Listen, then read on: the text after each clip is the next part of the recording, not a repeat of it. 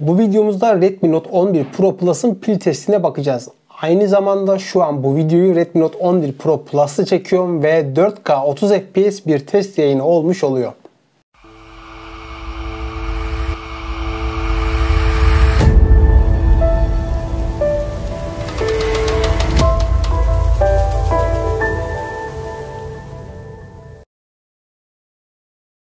Selamünaleyküm dostlar. Allah'ın rahmeti, bereketi üzerimize olsun. Altılı bir test yaptık. Orada enteresan, hiç ısınmıyordu. Pil tüketimi çok düşüktü. Gerçekten öyle mi? Bu videoda bunu görmüş olacağız. Öncelikle elimizdeki model Redmi Note 11 Pro Plus, yani 4500 mAh.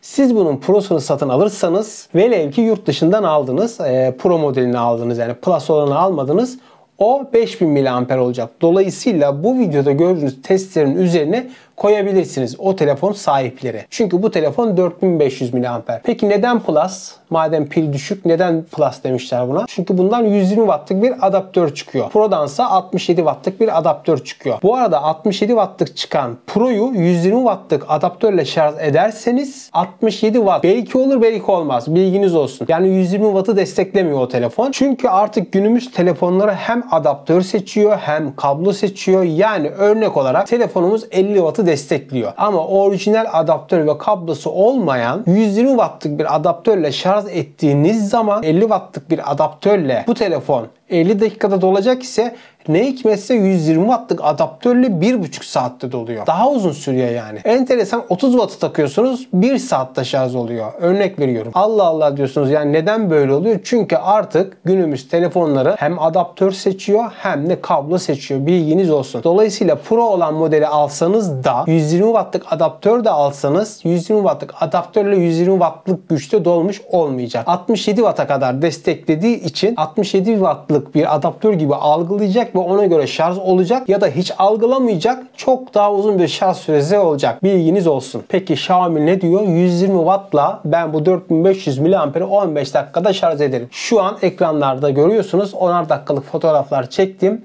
15 dakikada şarj olmuyor. 32 dakikada şarj oldu. Telefon kapalıydı. Xiaomi'de açsanız da kapasanız da fark etmiyor. Bilginiz olsun. Her şekilde hızlı şarj olmuş oluyor. Peki 15 dakika 32 dakika. 2 katı fark var arada. Gerçekten büyük bir fark bu. Ama 10 dakikada %40'a geldi. Bu bile çok iyi bir şey. Çok hızlı bir şekilde bayağı yüksek bir dolum sağlamış oluyor. Peki gelelim ekran süresi testimize. Biz bu testi nasıl yapıyoruz? Pil %100 oluyor. Ekran ışığını full açıyoruz. Wi-Fi üzerinden internete bağlanıyoruz. YouTube açıyoruz. Açtığımız filmi ya da içeriği ekranda tam ekran yapıyoruz ki ekranın her köşesi kullanılsın ve bu şekilde pil bitene kadar kullanıyoruz. Ve bu telefonda aldığımız ekran süresi 11 saat 47 dakika. Yani 12 saat diyebiliriz. 16-17 saat falan ekran süresi almalıydık bu telefonda. Belki 18 saat bile alabilirdik. Enteresan. Gerçekten çok şaşkınım. Peki gündelik hayatta internete bağlandığınızı ve 1 saat YouTube'da içerik tükettiğinizi varsayalım. Bu durumda ne kadar pil tüketmiştir? Gene ekran ışığımız full açık. Videoyu tam açtık. Ekranı tam yaydık. Teste başladığımızda pilimiz %29'du. Bittiğinde ise %22'di. Yani %7'lik bir pil tüketimi. Bu da 1 saatte internetten video izlemek için 315 mAh'lik bir pil tüketimine tekabül ediyor. Oldukça düşük. Gene gelelim gündelik hayatta bir video çektiğimizi, aynen şu an yaptığım gibi 4K 30 FPS video kaydı yaptığımızı varsayalım. Sadece bu telefonda şöyle bir sıkıntı var. Bu telefon durmadan 1 saat boyunca video kaydı yapamıyor. 8 dakikada bir telefon duruyor. 8 dakikada bir yeniden kayda devam etmek zorundasınız. Bu şekilde 1 saati tamamladık. Teste başladığımızda pilimiz %82 idi. Test bittiğinde ise pilimiz %59'du. Yani %23'lük bir pil tüketimi yapıyor. Bu da 1035 mAh'lik bir pil tüketimine tekabül ediyor. Bu da düşük. Tabii 4K video kaydını yaparken en önemli şeylerden biri de telefon ısınmasıdır. Hani bu telefon ısınmıyor diyoruz. Peki 4K video testinde ne kadar ısındı derseniz, videoya başladığımızda 45 dereceydi diyebiliriz. Video testi bittiğinde ise 48 dereceydi. Yani gerçekten telefon ısınmıyor. Gelelim biraz performans testlerine. Şimdi bu telefonda hafıza tarafında UFS 2.2 var. Şu an sol tarafta UFS 2.2'nin yazma okuma hızlarını görüyoruz. Peki bu neye göre yavaş, neye göre hızlı? Sol tarafa UFS 3.1'e sahip bir telefonun okuma yazma hızlarını koyuyorum.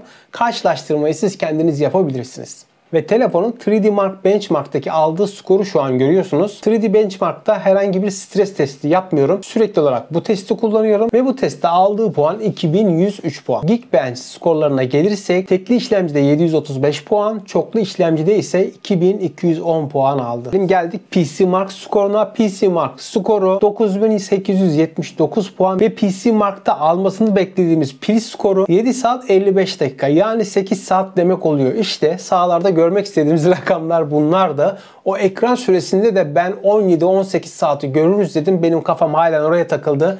Nasıl 12 saat ekran süresi aldık anlamış değilim. Gelelim Antutu skoruna. Antutu'da aldığı puan şu an görüyorsunuz 500.000 puan aldı. Hiç fena değil. Zaten telefonda oyun falan çok rahat bir şekilde oynuyorsunuz. Biraz sonra oyundaki tüketime de geliyor. Ve geldik işlemciyi zorlama testi. Yani işlemci stres testine, CPU throttling testi. 30 dakikalık bir test yapıyoruz. Teste başladığımızda pilimiz %97. Bittiğinde ise %87. Sadece %10'luk bir pil tüketimi oluyor. Bu da 450 mAh yapmış oluyor. Peki bu test işlemciyi çok zorladığı için işlemcinin de çok ısınmış olması lazım. Bakalım kaç dereceye çıkmış. Teste başladığımızda 38 dereceymiş. Test bittiğinde ise 51 dereceye çıkmış. Yani fazla ısınmamış. Diğer test sonuçlarına bakarsanız bu işlemciye göre çok daha fazla ısınan işlemciler var. Ya Antutu yanlış ölçüyor ya da gerçekten işlemci ısınmıyor. Kaldı ki zaten eldeki hissiyat olarak telefon hiçbir test sonucunda çok fazla ısınmamıştı. Yani elimi rahatsız edecek derecede ısınma bu telefonda hiç olmadı. Evet, plastik kasaya sahip, kabul ediyorum. Çerçeveler metal olmadığı için içteki sıcaklığı dışarıya hemen veremiyor. Ama arka taraf cam, bu telefonda en azından arkanın da çok ısınması gerekirdi. Gerçekten ısınmamıştı. Ve bu işlemci zorlama testinden aldığı puan 200 puan oldu. 200.000 de diyebiliriz aslında biz buna. Düşük mü, yüksek mi? Yani işlemciyi düşündüğümüz zaman gayet iyi. Ve gelelim PUBG testine. 30 dakikalık bir pil tüketimi testi yaptık. Ama teste başlamadan önce şunları söyleyeyim. Ayarlarda, grafik ayarlarında 90 FPS açılmıyor. Bilginiz olsun. 120 Hz'e alsanız da açılmıyor, almasanız da açılmıyor. Fakat oyun menüsünde, yani biliyorsunuz Xiaomi'nin Game Turbo diye bir oyun menüsü var. Orada FPS değerleri gözükebiliyor. 60 FPS sabit bir şekilde kalıyor. Yani siz bu telefonda 3. parti yazılımlarla herhalde 90 FPS'i çok rahat bir şekilde alacaksınız diye düşünüyorum. Ve teste başladığımızda pilimiz %96 idi. Test bittiğinde ise %88'e düşmüştü. Yani %8'lik bir pil tüketimi vardı. Bu da 360 mAh yapmış oluyor.